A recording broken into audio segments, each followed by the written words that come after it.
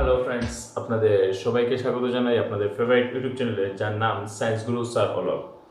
বন্ধুরা, আজকের এই ভিডিওতে আমি ত্রিপুরা টেট এক্সামের জন্য খুব ইম্পর্টেন্ট একটি টপিকস নিয়ে আলোচনা করার চেষ্টা করব। সেটি হলো পরিসংখ্যান। তো আজকের এই ভিডিওতে পরিসংখ্যান রিলেটেড বিভিন্ন ধরনের টার্মস, যেমন arithmetic mean, median, mode, range, এগুলো টার্মসের ডেফিনেশন এবং তারপর কিছু কোয়েশন আছে, কিছু প্রবলেম সলভ করার চেষ্টা করব। আশা করি আপনাদের ভিডিওটি খুবই কাজে লাগবে। ভিডিওটি শুরু করার আগে আবারও বলে রাখি, যারা এখন পর্যন্ত আমার চ্যানেলটিকে সাবস্ক্রাইব করেননি তারা সাবস্ক্রাইব করে নিন, এবং যারা অলরেডি সাবস্ক্রাইব করে নিয়েছেন তারা কাইন্ডলি শেয়ার করে ভিডিওগুলো ছড়িয়ে দিন।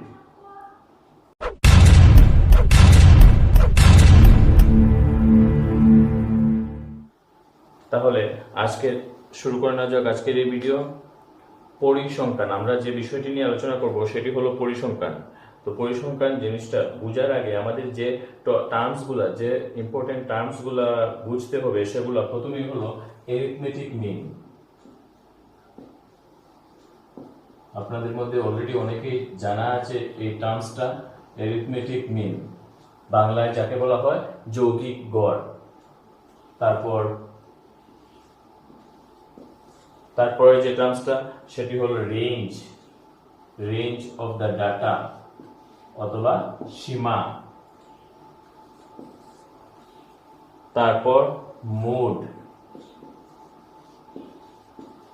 অর্থাৎ সংখ্যাগরিষ্ঠ মান, এবং 4 নম্বর সেটি হলো মেডিয়ান অথবা মধ্যমা।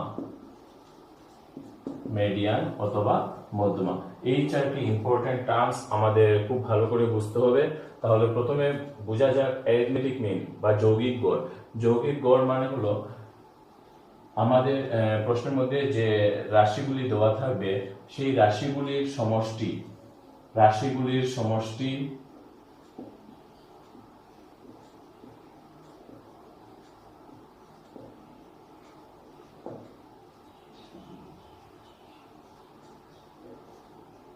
ডিভাইডেড বাই রাশিগুলির সমষ্টি ডিভাইডেড বাই রাশিগুলির সংখ্যা।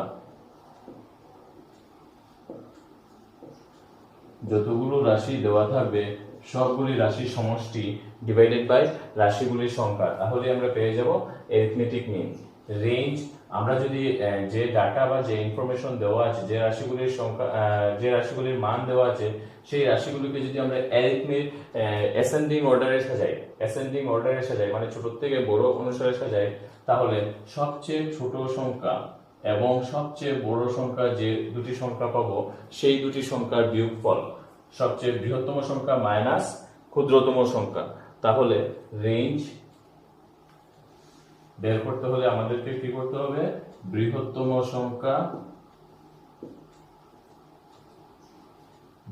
সংখ্যা মাইনাস ক্ষুদ্রতম সংখ্যা, তাহলে আমরা পেয়ে যাব রেঞ্জ, বৃহত্তম সংখ্যা মাইনাস ক্ষুদ্রতম সংখ্যা।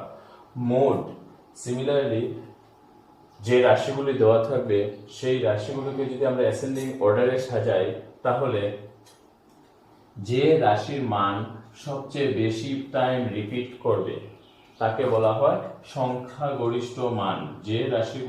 যে রাশিটির মান সবচেয়ে বেশি টাইম রিপিট করবে তাকে বলা হয় সংখ্যাগরিষ্ঠ মান।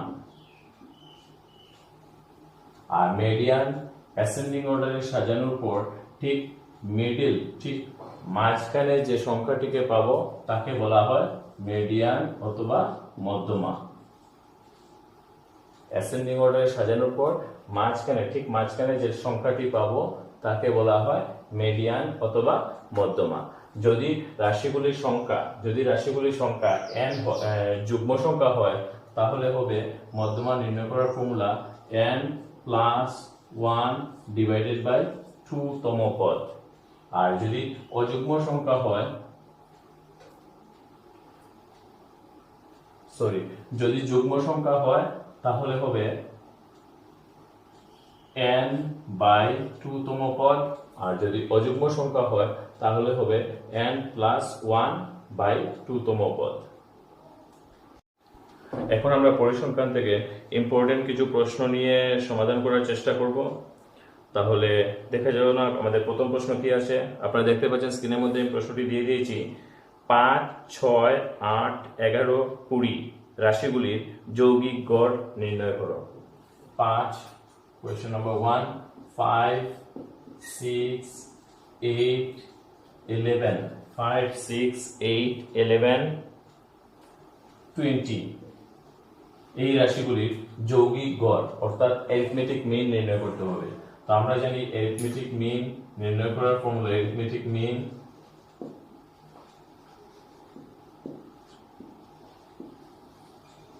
অ্যারিথমেটিক মিন অথবা যৌগিক গড় সমান সমান রাশিগুলির সমষ্টি ডিভাইডেড বাই রাশিগুলির সংখ্যা। তো 5 plus 6 plus 8 plus 11 plus 20 divided by 1 2 3 4 5 আমরা যদি প্লাস করি 5 plus 6 11 11 plus 11 22 22 plus 8 30 20 50 by 5 equal 10 তাহলে 5 6 8 11 এবং 20 এর যৌগিক গড় বা অ্যারিথমেটিক মিন হবে 10। তারপরের যে প্রশ্নটি দেওয়া আছে সেটি হলো একটি বিদ্যালয়ে 6 জন ছাত্রের উচ্চতা যথাক্রমে 149 centimetre 140 centimetre 142 centimetre 148 centimetre 154 centimetre and 143 centimetre. তাহলে তাদের গড় উচ্চতা কত? তো আমাদের কাছে 6 জন ছাত্রের উচ্চতা দেওয়া আছে 149 centimetre 149 centimeter 140 centimeter 142 centimeter 148 centimeter 154 centimeter and 143 centimeter। আমাদের কি বের করতে হবে? তাদের গড় উচ্চতা অর্থাৎ তাদের যৌগিক গড় কত। তো আমরা জানি যৌগিক গড় বা গড় উচ্চতা সমান সমান অ্যারিথমেটিক মিন বের করতে হবে। তো অ্যারিথমেটিক মিন সমান সমান সবগুলি রাশির সমষ্টি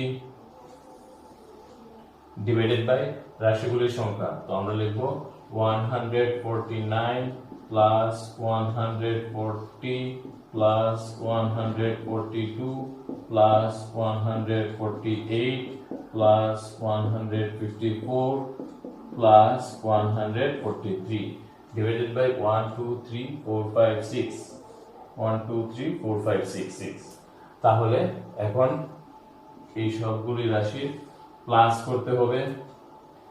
9 plus 2 11 plus 8 19 19 plus 4 23 23 plus 3 6 there is 2 4 plus 2 6 plus 4 10 14 18 23 23 plus 4 27 7 there is 2 3 4 5 6 7 8 876 by 6 যদি আমরা ডিভাইড করি 6 1 is 6 2 27 6 4 24 25 26 27 3 36 6 6 are 36।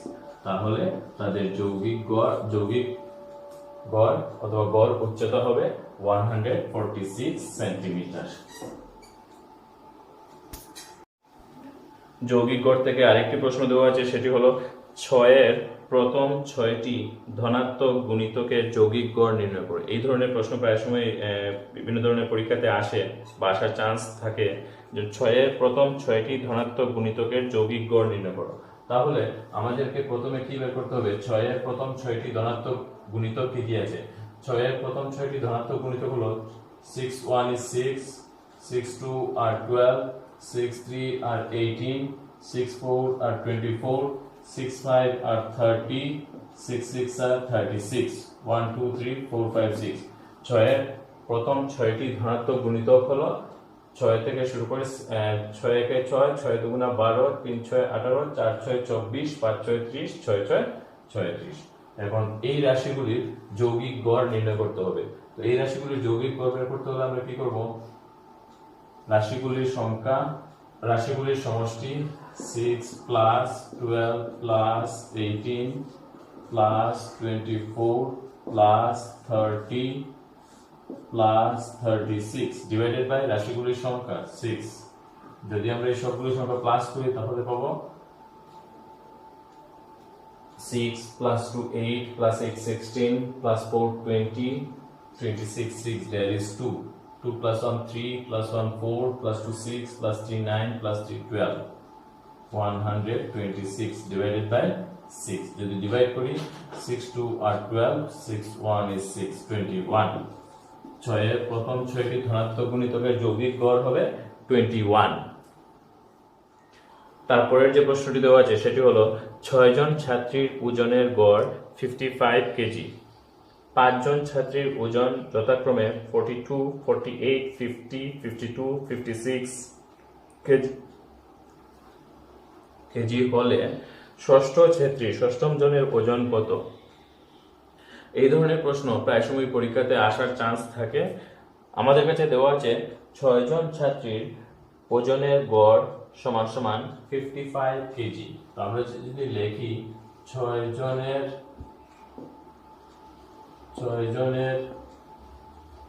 গড় ওজন সমান সমান 55 কেজি, তাহলে 6 জনের মোট ওজন সমান সমান 55 into 6 5 6 are 30 0 there is 3 5 6 are 30 plus 3 33 330 KG. 6 জন ছাত্রীর মোট ওজন 330 কিলোগ্রাম। এখন আমাদেরকে দেওয়া আছে 5 জন ছাত্রীর ওজন দেওয়া আছে, তাহলে আমরা যদি লিখি 5 জনের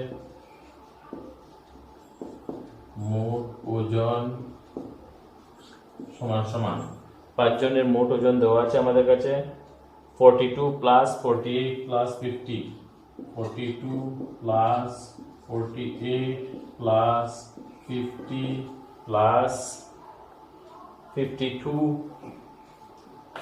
52 plus 56 equal, যদি আমরা প্লাস করি তাহলে পাবো 8 plus 2 10 plus 2 12 plus 6 18 18 এর 8 there is 1 4 plus 1 5 plus 4 9 plus 5 14 plus 5 19 19 plus 5 24 248 KG. তাহলে 6 জনের মোট ওজন ছিল 330 কিলোগ্রাম এবং 5 জনের মোট ওজন দেওয়া আছে 248 কিলোগ্রাম। তাহলে ষষ্ঠ জনের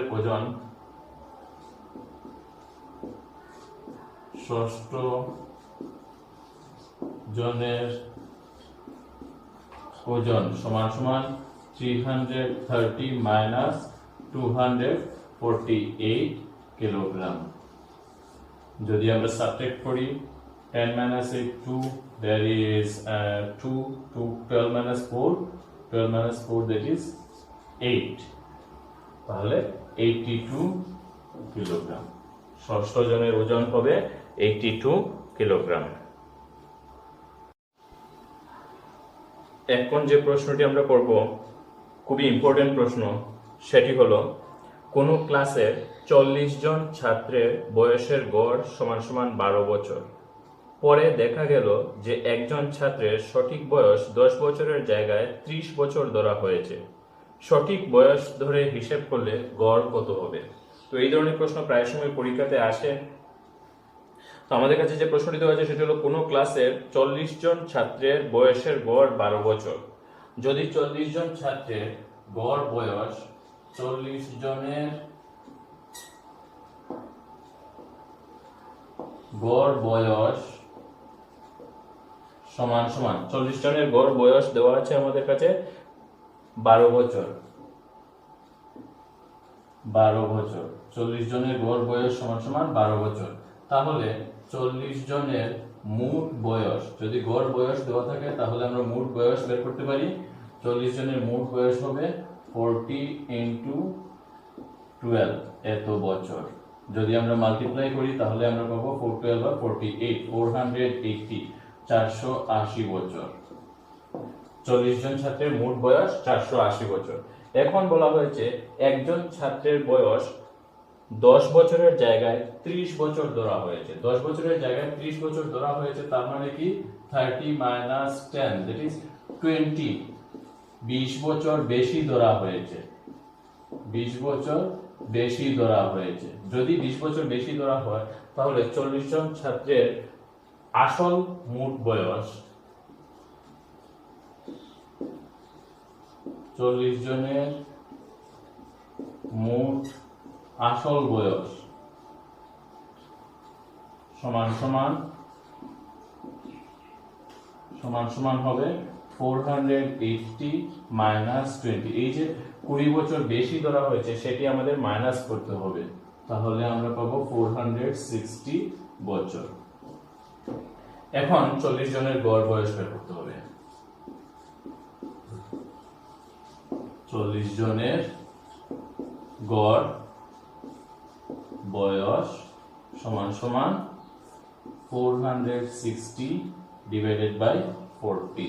0 0 ক্যান্সেল, 4 11 আর 45 46 1 পয়েন্ট দিলে হবে 0 10 4 5 আর 10 11.5 বছর। 40 জনের আসল বয়সে গড় হবে 11.5 বছর। তো এই ধরনের প্রশ্ন সমাধানের জন্য আমাদের কাছে যদি গড় বয়স দেওয়া থাকে তাহলে প্রথমে আমরা মোট বয়স বের করব এবং মোট বয়স থেকে যত বছর বয়স বেশি ধরা হয়েছে বা কম ধরা হয়েছে সেটি মাইনাস বা প্লাস করে তারপর আমরা অরিজিনাল বয়সের গড় নির্ণয় করব। তারপরে যে প্রশ্নটি দেওয়া আছে সেটি হলো 12টি সংখ্যার গড় 25 অর্থাৎ 25। প্রতিটি সংখ্যাকে 3 দিয়ে গুণ করলে নতুন সংখ্যাগুলির গড় হবে। তো আমাদের কাছে দেওয়া আছে 12টি সংখ্যার গড় সমান 25। আমরা যদি লিখি 12টি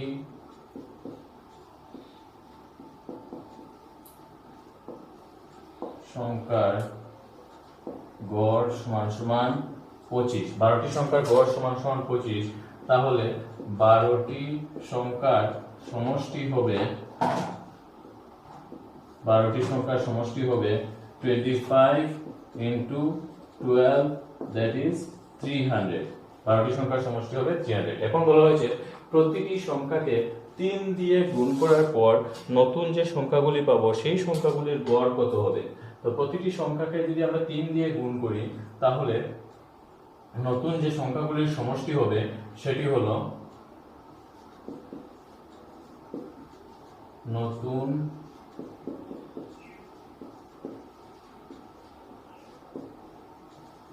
সংখ্যাগুলির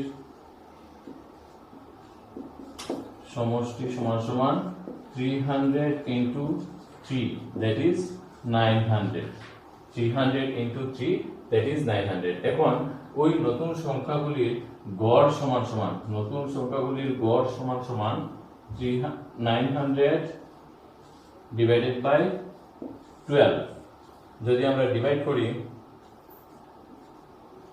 7 12 আর 84, 6 60, 5 12 আর 60 that is 75।